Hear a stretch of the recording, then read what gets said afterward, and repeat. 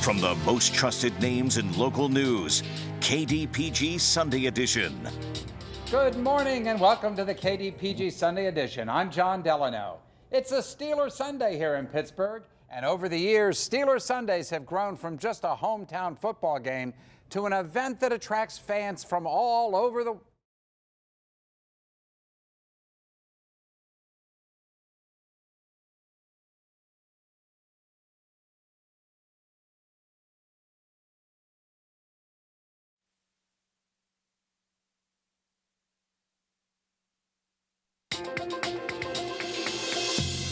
From the most trusted names in local news, KDPG Sunday Edition. Good morning and welcome to the KDPG Sunday Edition. I'm John Delano. It's a Steeler Sunday here in Pittsburgh, and over the years, Steeler Sundays have grown from just a hometown football game to an event that attracts fans from all over the world. That growth of the Steelers brand would not have happened without the stewardship of the Rooney family and specifically the late Dan Rooney. He spent nearly 5 decades in a leadership role for the franchise for 6 Super Bowl championships, and his diplomatic work culminated in him serving as U.S. Ambassador to Ireland.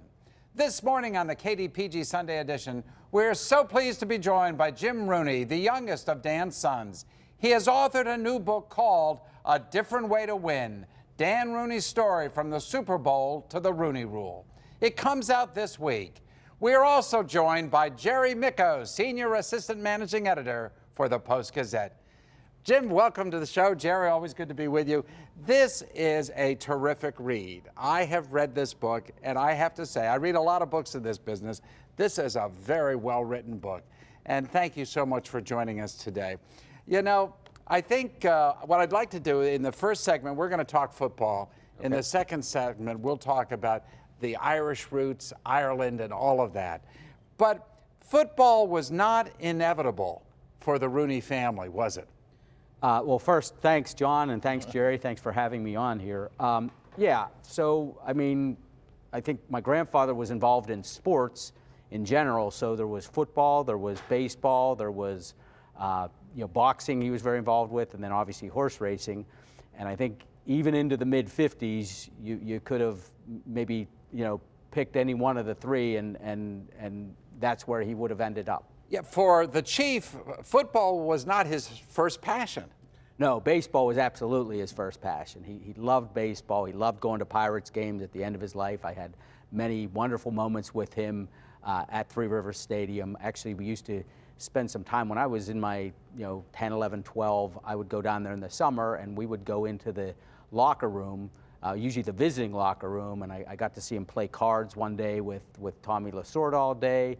He and Sparky Anderson hung out a bunch, so it was a special time to get to see him in that element. But so it was all baseball, and boxing and some of the others. How did football come into play?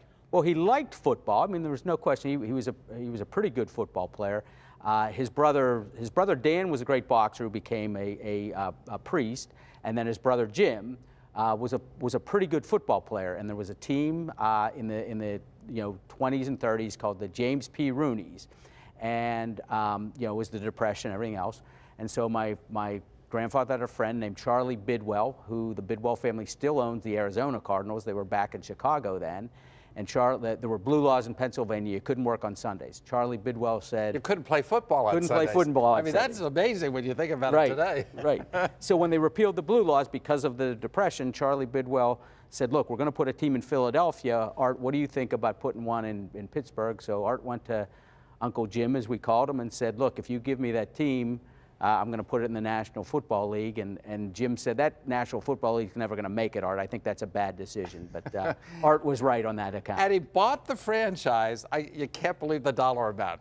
So he paid $2,500 to get into the National Football League back in 1932. $2,500. Can you imagine that? What if we had done that, Jerry? It's pocket change now in the NFL.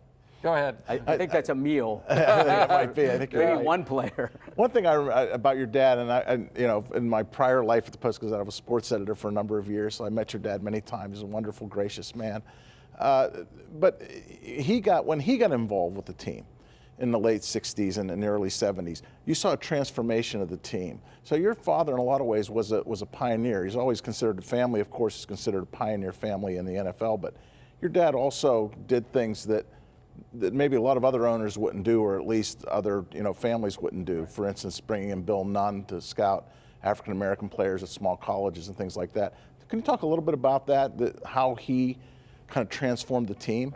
Right, absolutely. So we try to tell the story about change, that he was someone that went into the professional world. Some of it was in Ireland, but most of it was around football, and brought change. So we try to tell 4 stories. Stories about the Rooney Rule, about the NFL, about Ireland, and then about the Steelers of the 1970s. And Jerry, you hit on, I think, one of the biggest things he did in the 70s. Well, first, I think he really said, the chief was fantastic and was a great promoter, but he said, we have to legitimize our operations. We have to have a 3-year plan. We have to look at this from a perspective of what are some of the best business practices.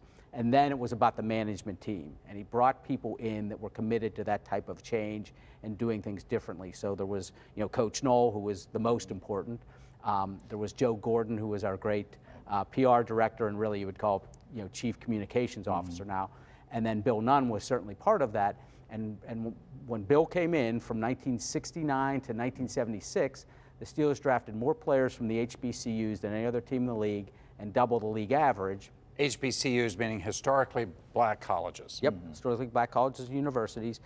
And we show in the book, and I've never seen this anywhere else, and there's some great books and stories about Bill Nunn, but that shows the empirical data that we found that shows the folks from the HBCUs outperform their counterparts in tackles, sacks, games played, receptions, touchdowns.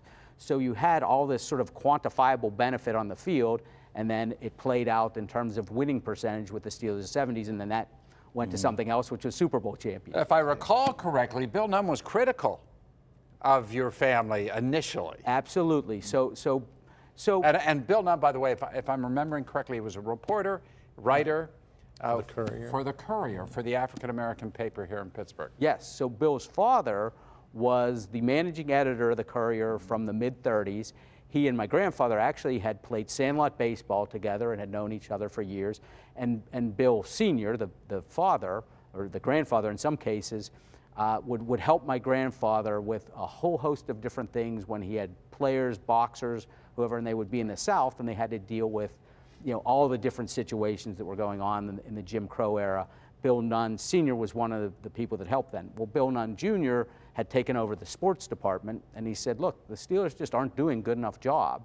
And well, and in fact, and you acknowledge this, and to your credit in the book, your grandfather went along with the segregation of the times. Yeah, I think that was one thing, and it's interesting because in the other aspects of his life in sports, he really was a pioneer. My grandfather promoted the first open bout between 2 African Americans in the history of the country. It was here in Forbes Field. It was Jersey Joe Wolcott and Ezra Charles, and my grandfather was the promoter there. The folks from the Crawfords and the Grays all talked about the support that Art Rooney gave them in the early days, helping them, sort of do their barnstorming trips.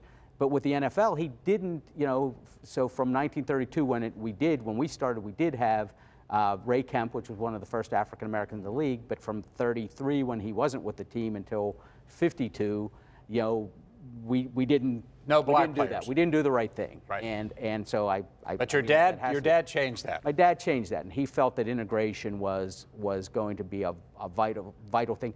It was personally important to him. It really meant a lot to him. I talk about a local priest named Father Glasgow, who asked my dad to go to Selma, Alabama in '65, and Dad didn't go. And he always talked about that being the biggest mistake of his life. But I talk about that fact because he mentions it often as, to me, being sort of the catalyst, that he said, okay, I didn't step up here, I need to step up, and that really became important to coming to this conclusion of, okay, how can I do this in a substantial way? So you got Bill Nunn coming on board, you got that commitment to integration, you had the relationship with Chuck Knoll, who really thought similarly as Dad, and named in '74, we named Joe Gilliam, first time prior to a season beginning, first time an African American was named starting quarterback prior to a season beginning. So you had a whole host of things.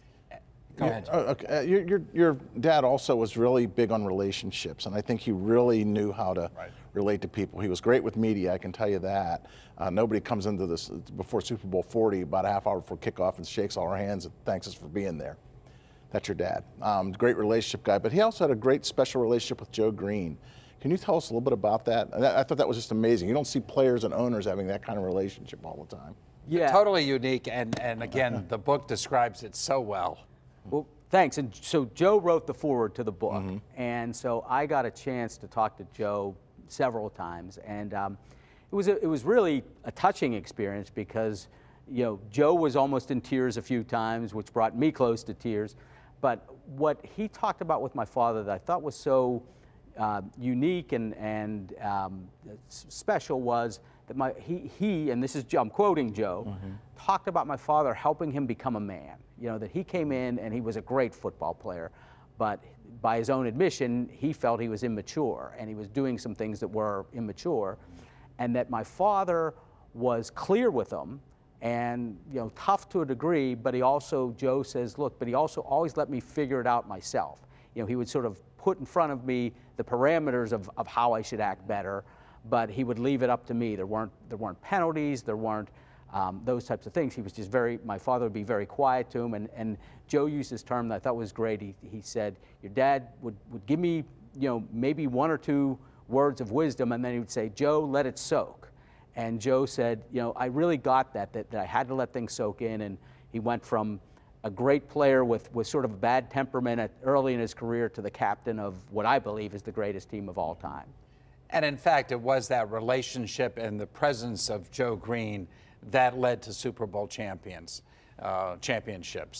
Well, Joe was certainly a great leader, and I was pretty young, but I remember him around the locker room, and then certainly many years after he's been involved with the team. Joe was as good of an on-field leader, and Jerry, you've been in sports, you know, all your life. You know the importance of, you know, coaches great, owners great, but you need someone on the field that's going to make folks do it. And Joe brought that. Now, he was fortunate. We brought some other pretty good guys along with him. I'm not knocking any of the others. Right, but Joe's leadership was special. Let's, before we go to a break, can we ask a little bit about the Rooney Rule? Absolutely. And, I mean, obviously a very seminal part of the Dan Rooney story that you described so well. Not always easy to implement from your descriptions of what happened.